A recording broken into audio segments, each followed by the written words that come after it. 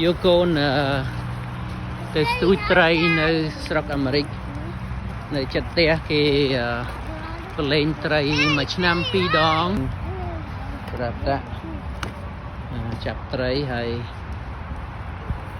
នឹងយើងទិញនុយកូនត្រីខ្លះយកទៅទៅទៀត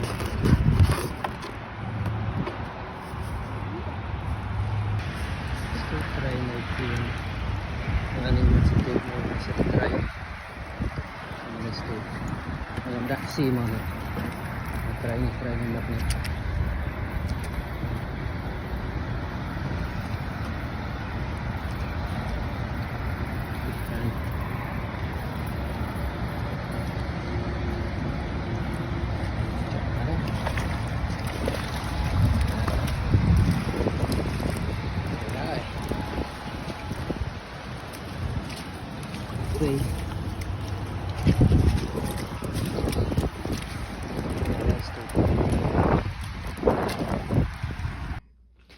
លទ្ធផលថ្ងៃនេះទៅស្ទូចត្រីជាមួយកូន